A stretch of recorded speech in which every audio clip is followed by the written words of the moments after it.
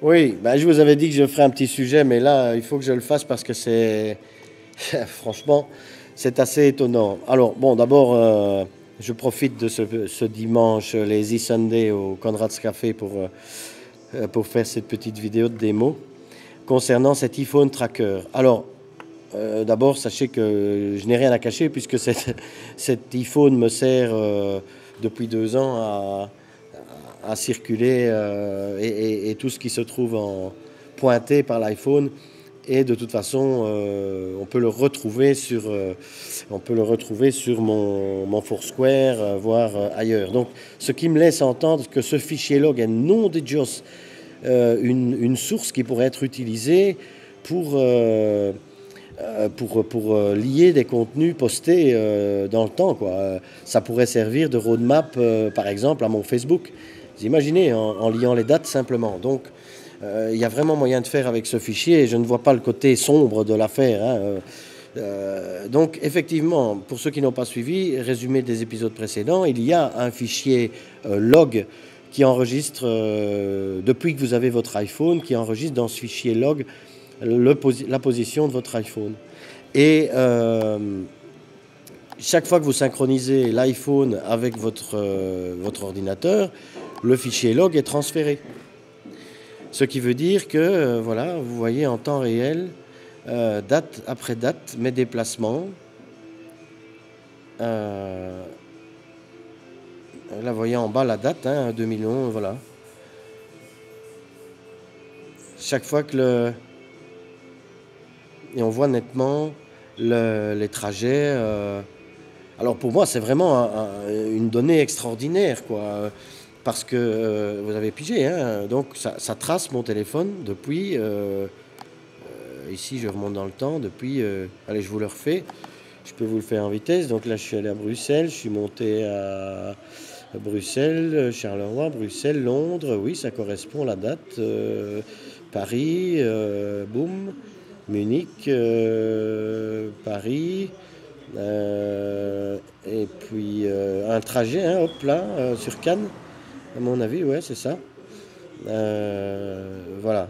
Bon, c'est tout simplement bluffant. Et là, on a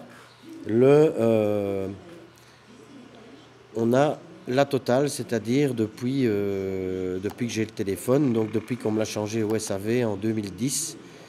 Si je regarde la date de début là-bas, le 8/7 2010. Donc, ça fait 1 an, c'est ça? Oui, à peu près, un peu plus d'1 an.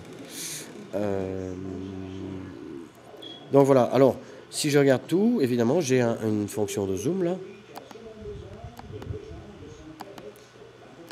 Hein, voilà. Voilà, alors, bon, évidemment, dans cet iPhone Tracker, l'application fournie par, je pense que c'est Pete Warden, on n'a pas la possibilité de cliquer sur les boules, le fichier n'est pas exploité, mais quelle source extraordinaire. Bon, alors vous me direz, oui, mais vie privée. Faisons abstraction de ça à partir du moment où l'affaire est connue et ma vidéo est là pour ça et j'espère que vous allez faire écho autour de cette vidéo pour expliquer ce truc.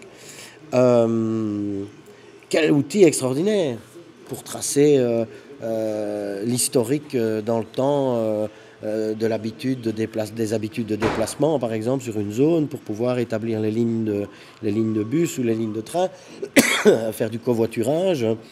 Je le disais tout en commençant, une source de données extraordinaire pour pouvoir faire un mapping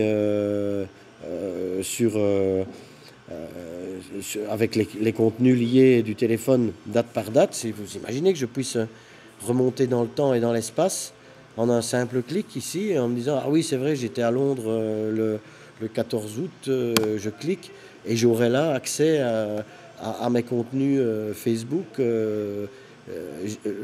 time localisé, mes contenus Foursquare, time localisé, je retrouverai autour de cette boule tous les endroits que j'ai visités pendant mon séjour. Enfin bon, c'est fabuleux, quoi. Il faut absolument, les gars, qu'on développe un truc pour exploiter cette source de données. Dimitri, tiens. Bon, si quelqu'un en sait plus sur cette affaire de login dans l'espace et du temps du téléphone, ça m'intéresse, hein. En tout cas, waouh. Waouh, waouh, waouh. Bon, ben bon dimanche hein, à tous. Hein.